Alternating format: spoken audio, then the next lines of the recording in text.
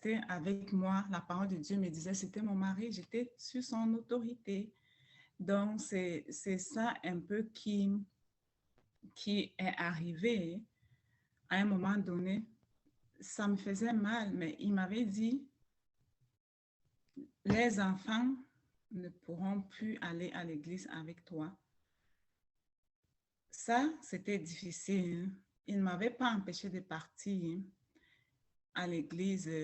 Donc, comme bon, peut-être dans mon témoignage, j'ai dit quelque part en 2012, donc on a joint une église que je continue à y aller, mais il m'a dit, les enfants ne peuvent plus partir à l'église avec toi.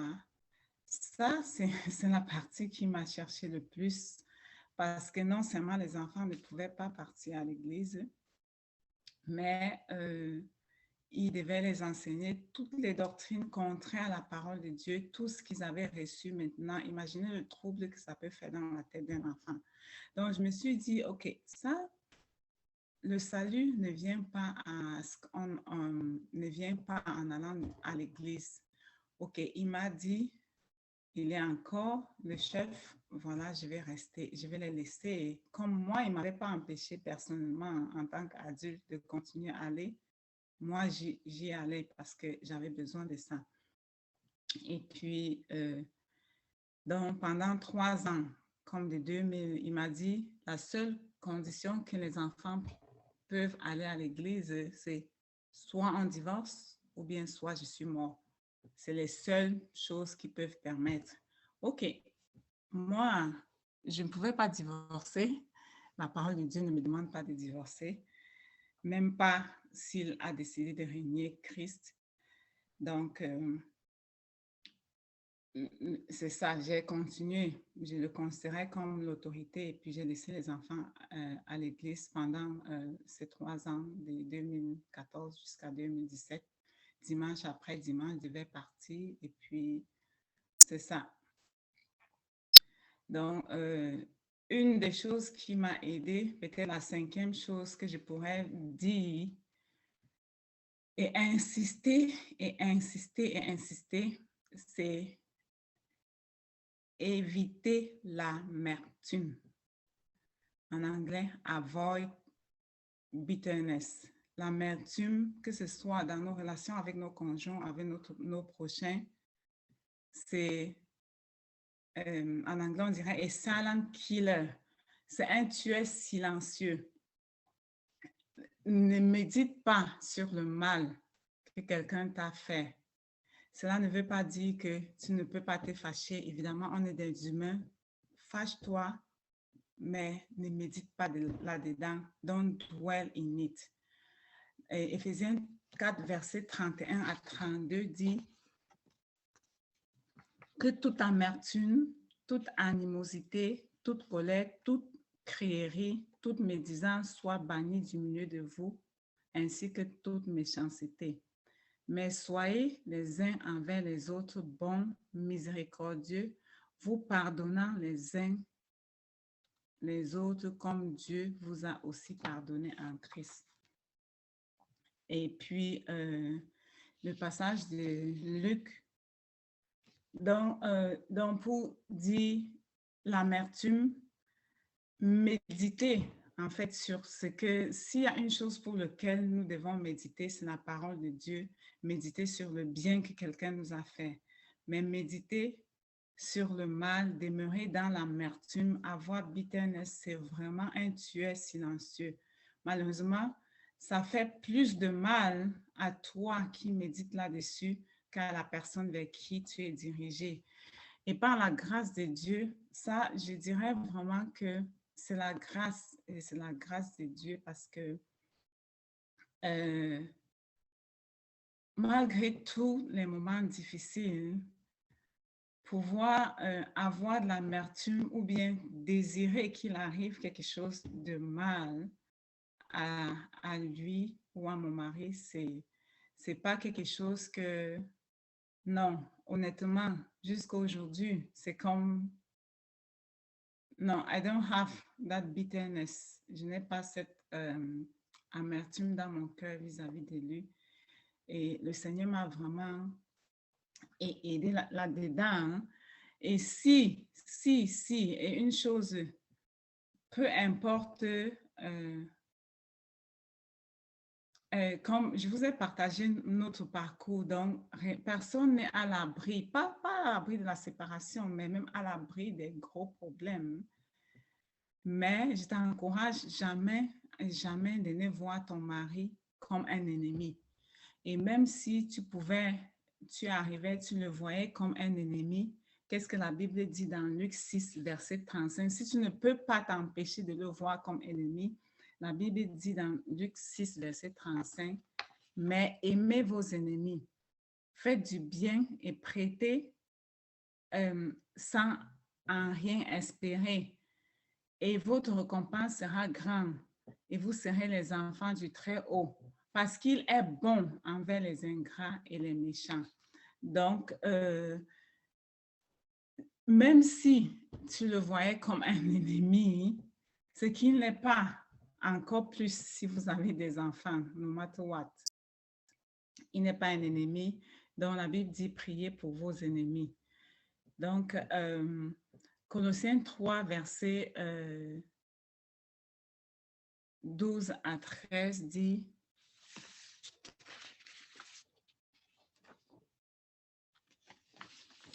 revêtez-vous donc comme des élus de Dieu saints et bien-aimés, d'entrailles, de miséricorde, de bonté, d'humilité, de douceur, de patience, vous supportant les uns les autres et vous pardonnant les uns aux autres, si l'un a quelque sujet de se plaindre contre l'autre, comme Christ vous a pardonné, vous aussi faites de même. Donc, je disais que l'amertume, c'est un tueur silencieux. Et oui, cela ne veut pas dire qu'on ne peut pas être fâché. Fâche-toi, mais ne demeure pas dans ta colère, ne reste pas là-dedans. Ne médite pas dans ta colère, ne désire pas du mal à la personne qui t'a offensé en général. Et puis, quelque chose qui m'a aidé aussi en tant que chrétien, ne dis pas, en tant que femme, ne parle pas mal de ton époux à tes enfants. C'est quelque chose que le Seigneur, c'est le plus grand bien que tu peux leur faire quand la Bible dit que enfant, honorez, honore ton père et ta mère. C'est afin que tu sois heureux et que tu vives longtemps sur la terre.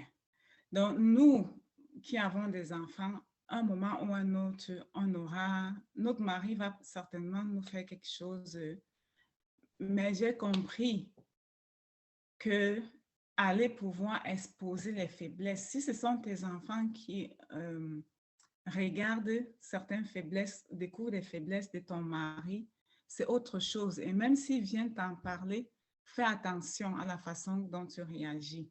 Donc, le plus grand bien qu'on peut faire à nos enfants, hein, c'est pouvoir éviter de pouvoir leur parler de nos faiblesses, des faiblesses de notre mari à nos enfants, quelque chose qui pourra leur faire diminuer l'estime qu'ils ont pour leur père. Donc, c'est dans cette optique que pendant ce que les enfants pouvaient voir, par exemple, dans ma situation, c'est quand ils ne peuvent pas partir à l'église, ils savent, ils pouvaient savoir ça. Mais peut-être toutes les autres choses qui pouvaient se passer autour, qui étaient comme difficulté, ce n'était pas quelque chose que je pouvais partager aux enfants. Même quand la lettre, il m'avait remis la lettre du divorce, c'était un 29 avril. On a continué à vivre à la maison jusqu'à fin juin, quand les enfants ont fini l'école, avant que ce n'était pas, je ne pouvais pas aller dire aux enfants, seul, voici ce qui se passe. Donc, je lui ai dit, OK, s'il te plaît, n'en parlons pas aux enfants pour ne pas les troubler pendant la période scolaire. Attendons que ils finissent l'école. Et quand ils ont fini, toujours dans la même optique, il a fallu qu'on soit les deux, qu'on s'assoie et puis qu'on leur dise que voici ce qui se passe. Donc, c'était pas... J'ai fait tout pour ne pas faire en sorte que... Parce que dans cette situation, les enfants se fâchent, la colère est là, mais pouvoir les inciter en disant, OK, vous voyez, c'est votre père. Si on est ici, c'est votre père. C'était quelque chose qui ne pouvait pas aider les enfants. Donc, quand... et c'est dans cette même optique que dans ne pas avoir la colère, l'amertume, dans les moments difficiles, ce que j'ai fait en tant que personne, c'est vraiment aller au pied du Seigneur, dans ma chambre, des fois pleurer devant le Seigneur, aie compassion, aie compassion. Ma prière était souvent, Seigneur, tu ne l'as pas amené dans ma vie pour qu'il puisse se perdre. Seigneur, aie compassion. Donc, c'est pas un ton d'accusateur. Tu vois, Seigneur, ce qu'il m'a fait, donc il faut qu'il paye. Non. Seigneur, have mercy, have mercy, have mercy, have mercy. Et donc, et ça, ce sont des choses qui m'ont aidé, comme je dis, à cope durant la relation. Et même après qu'on se soit séparés, qu'on soit dans... que nous soyons dans des, je peux dire, des maisons différentes. Pour moi, dans ma tête, honnêtement, après, le Seigneur m'a béni financièrement. Hein, et comme dans ma tête, comme je ne savais pas c'est quoi la volonté de Dieu, je me regardais comme, OK, ce que le Seigneur m'a donné, peut-être le Seigneur veut que je garde le patrimoine familial le temps que lui, il arrive, donc il come back to his senses, comme il réalise et puis il revient. Donc dans mon cœur, j'avais une position malgré ce qui s'est passé, c'était que, OK, if he comes now, s'il vient maintenant et au Seigneur qui se repent, on va juste continuer là où on a laissé et puis on va partir. Et c'était au point, donc dans le sens de ne pas développer l'amertume autour de moi. J'ai souvent des familles, des belles-sœurs qui m'ont dit, c'est soit tu dois être malade, quelqu'un ne peut pas te faire quelque chose comme ça, tu continues à être gentil avec lui, tu continues à ne pas... Donc, en fait, regarder avec les yeux humains, c'était comme juste madness. Mais je peux dire, it is just a grace of God. Et pour moi, personnellement, je vous encourage, si tu as l'habitude de te fâcher, fâche-toi, mais ne médite pas. Donc, quand repenser, ressasser le mal que quelqu'un t'a fait, et puis il m'a fait ça, it's not something that, c'est pas quelque chose qui aide. Et moi, ça m'a, personnellement, quand moi j'en veux à quelqu'un, si je n'ai pas, je suis fâchée, si je n'ai pas pardonné, ça va me faire plus de mal à moi qu'à la personne. Donc, ça, c'est une des choses que je peux dire qui m'a aidée beaucoup. Et une des choses qui m'a aidée dans la situation, c'est entoure-toi et entoure-toi des personnes que tu sais qui aiment Dieu. Des personnes qui aiment Dieu, qui craignent Dieu, qui veulent marcher avec Dieu, qui peuvent porter ton fardeau. Des personnes qui ne vont pas te dire ce que tes oreilles ont besoin d'entendre, mais qui vont toujours te diriger vers la parole de Dieu. Donc, autour de moi, j'ai des amis. Je sais que, OK, je veux vaincre ma colère et qui vont m'encourager là-dedans, je peux aller vers telle personne. Mais si moi, je veux vraiment écouter ce que le Seigneur veut, écouter la parole de Dieu, la volonté de Dieu, je vais aller vers telle personne. La Bible dit dans 1 Corinthiens 1 Corinthiens 15, verset 33, ça dit, bon, ma version, c'est Osterval, donc ça peut ne pas être comme lui, second, ça dit, ne vous abusez point, mais c'est comme d'autres versions, ne vous trompez pas, les mauvaises compagnies corrompent les bonnes mœurs. Donc, entoure-toi de ceux qui craignent Dieu. Et honnêtement, par la grâce de Dieu, le Seigneur a mis quelques-unes autour de moi hein, qui, bon, Maman Blanche ici présente, elle est une d'elles qui a été et qui continue d'être un grand soutien vers moi. Et puis, j'en profite pour te dire merci parce que je savais que dans les moments, dans tes moments down, dans les moments où parfois c'est difficile de porter un fardeau seul, où je vais vers elle, elle ne va pas peut-être m'encourager si je suis en train de m'éloigner dans ce que le Seigneur veut ou bien de ce que la Bible dit. Elle va toujours me ramener dans la parole de Dieu avec amour et avec douceur. Et donc, ça, ça m'a aidé beaucoup. Ça, donc, entoure-toi des personnes qui craignent Dieu, qui aiment Dieu, qui ne vont pas, quand tu es en train de te plaindre, t'encourager et se plaindre avec toi, ajouter de sorte que tu partes là-bas encore plus enflammé de colère que tu ne l'étais. Mais ceux qui vont te diriger vers la parole de Dieu. Et ça, c'est quelque chose qui m'a beaucoup aidé. Maintenant, peut-être la dernière, pas la moindre, c'est souvent quand on passe par des moments difficiles, d'autres ont tendance à pouvoir questionner Dieu, accuser Dieu. Pourquoi tu as permis que telle chose arrive? Non. Quand c'est difficile, pour moi, quand c'était difficile, je disais, non, just speak your heart to God. Parle, repends ton cœur devant Dieu. Ne sois jamais fâché contre Dieu. Dieu est un Père qui t'aime, qui est prêt, qui t'aime. Même quand tu es tombé, tu serais tombé, il est prêt à pouvoir te relever, il est prêt à pouvoir te pardonner. Et il y a des moments, comme dans mes situations, il y a des moments où j'avais plus de réponses que des questions que de réponses.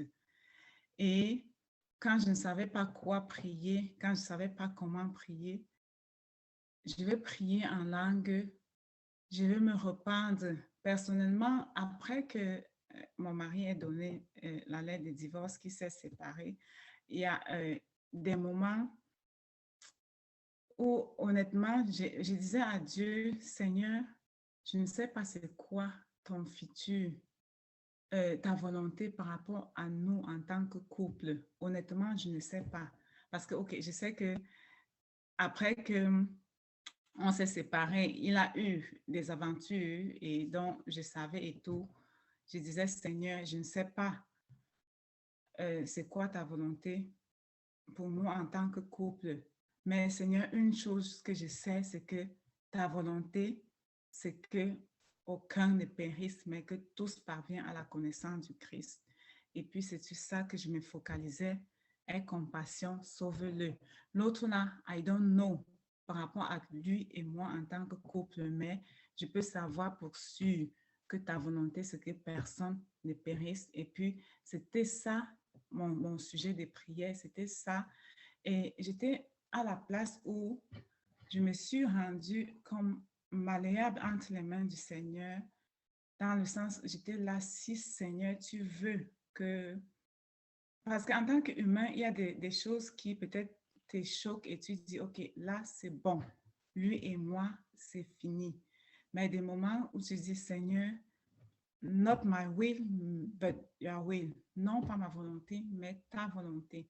Si tu voudrais qu'on se remette ensemble en tant que couple, je me soumets à ta volonté. Et je suis restée dans cette attitude-là jusqu'au jour où j'ai eu clairement la réponse et où j'ai su que c'était été clair que, OK, him and me, lui et moi en tant que couple, is really over. Et ça ne date pas, tu vois, on s'est séparés en 2014, non, en 2017, et puis ce n'est que l'année dernière que ça a été clair dans mon esprit. Et puis, donc, depuis ce moment-là, ma prière ou bien mon fardeau, c'est pour le salut. Seigneur, reviens, qu'il revienne à toi. Et puis, donc, et puis, aujourd'hui, on se parle. C'est bien sûr que nos conversations, ça tourne autour des enfants. Mais honnêtement, je ne désire pas comme, je ne souhaite aucun mal. Je ne désire pas, si j'ai à faire du bien, je n'ai pas l'amertume vis-à-vis dans mon cœur vis-à-vis de lui. Et ça, c'est la grâce, et c'est la grâce de Dieu qui, qui, qui m'a aidé. Donc, on communique. Pour certains, si tu nous vois communiquer ou bien parler et tout ça, pour certains, vont même pas savoir qu'il y a quelque chose ou bien qu'on est séparés. Et ça, c'est la grâce de Dieu.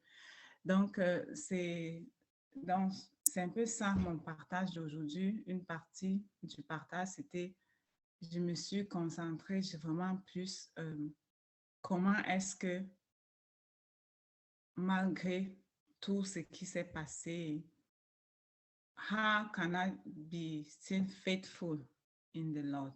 Comment est-ce que j'ai pu demeurer ou ne pas douter du Seigneur et puis continuer? Donc, c'est ces étapes-là. Maintenant, un autre jour, on pourrait partager qu'est-ce que j'aurais fait différemment, quelles sont les leçons que j'ai apprises en cours de chemin. Et puis, en fait, s'il y a d'autres questions, mais juste pour, si je peux en résumer, quand j'ai parlé de mon partage au début, c'était juste pour vous faire comprendre que ce n'est pas parce qu'on est dans le Seigneur que ça ne peut pas arriver. En réalité, pour moi, c'est quelque chose que mon mari dise que Dieu n'existe pas. C'est quelque chose que même dans mes rêves, je ne pouvais pas penser. C'est vrai que quand on se sépare, après avoir régné le Seigneur, c'est bon. Si on pense, c'est une conséquence logique qui pourrait arriver. Mais donc pour te, j'aimerais dire à toi, si tu es comme moi dans une position que, OK, that is settled. En anglais, on dit settled. Sache que la Bible dit comme veiller et prier. Pray and pray. Ne prends rien pour acquis. Parce que si on m'avait dit il y a 20 ans que je pouvais être ici dans cette situation aujourd'hui, même dans mes rêves, je ne pouvais pas imaginer. Comme j'avais pris la marche avec Christ et nous, notre marche, notre vie de couple, comme quelque chose something that was settled. Veille et prie. L'ennemi rôde pour chercher qui dévorer. Peu importe si ton mari échoue bien, si cool, tu n'as pas besoin d'échouer avec lui.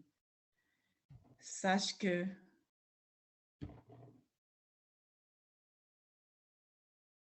Dieu est fidèle.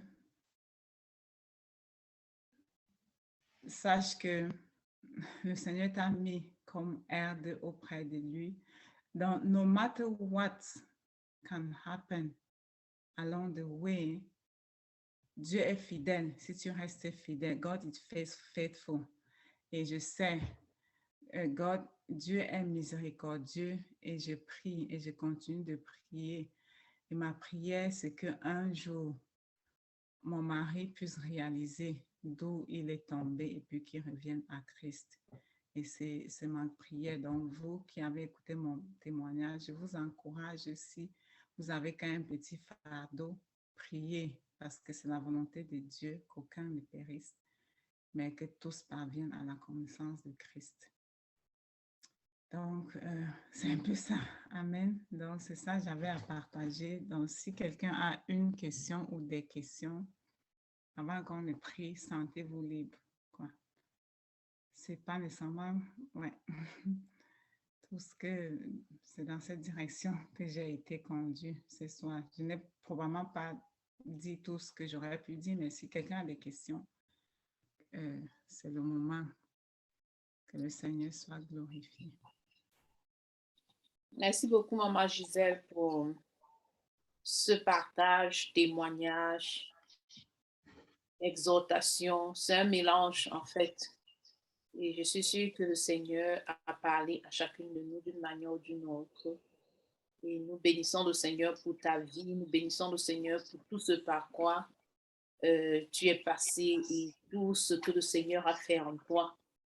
Donc, comme tu as dit, s'il y a des questions, s'il vous plaît, sentons-nous libres de poser des questions à Maman Gisèle et elle va certainement répondre et après, elle va nous conduire à prier.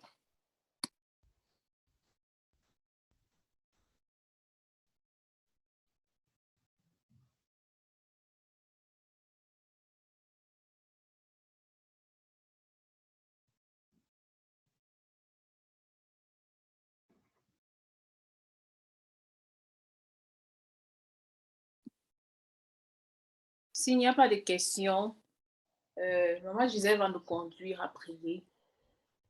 Je pense que c'est le genre de choses qu'on écoute et on est juste plein.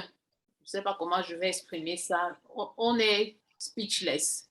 On manque de paroles parce que c'est celui que le Seigneur et le Saint-Esprit a communiqué des choses à chacune de nous.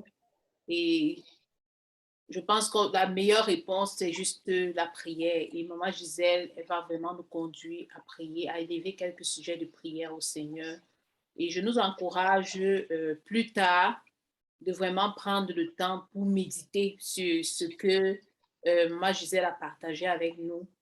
Des points très, très, très, très forts, davantage forts parce que c'est le témoignage de sa vie. Donc, il n'y a pas de tricherie, il n'y a pas d'exagération. C'est juste sa vie. C'est juste ce par quoi elle est passée et tout ce que le Seigneur lui a enseigné. Donc, c'est sûr que ça parle vraiment fort. Donc, je nous encourage après ce temps de prière, peut-être pendant la fin de semaine, demain ou après-demain, prendre un moment, une retraite, un petit moment seul et méditer sur toutes ces choses, sur les points particuliers sur lesquels le Seigneur t'a interpellé, parce que je suis sûre que le Seigneur t'a certainement interpellé, comme pour moi, sur des points particuliers et vraiment réagir là où il faut se repentir devant le Seigneur, là où il faut corriger des choses, corriger, parce que c'est ça finalement, le Seigneur voudrait nous transformer, c'est pour ça qu'il nous parle. Donc, moi, Gisèle, s'il te plaît, tu as la parole, s'il n'y a pas de questions. Ok, gloire à Dieu. On va prier pour certains sujets de prière et comme Maman Karine a dit, certainement, tu pourras avoir des sujets personnels quelque chose que le Seigneur t'a mis à cœur pendant que je parlais. Donc, tu pourras le prier après, ou bien si tu as un sujet de prière après que j'aurai donné quelques sujets de prière, sens-toi libre de pouvoir nous donner ou tu pourras prier aussi individuellement. Donc, nous qui sommes ici, ok, la plupart de vous, nous tous, peut-être excepté moi, rendons grâce. Et vous êtes en couple, vous êtes avec vos maris, c'est une grâce. Et puis, c'est comme vous avez pu le voir, ce n'est pas parce qu'on est en Christ qu'on est à l'abri. Donc, j'aimerais qu'on rende grâce à Dieu pour l'institution de mariage. Prends le temps et remercie le Seigneur pour toi, pour ton époux, pour le fait que vous êtes ensemble. Je ne sais pas depuis combien d'années. Pour ce qui me concerne, nous avons fait 17 ans de vie commune ensemble. Donc, prie et rends grâce à Dieu. Valorise cela. Rends grâce à Dieu parce que par sa grâce, vous êtes encore ensemble. Donc, nous allons prier. Éternel,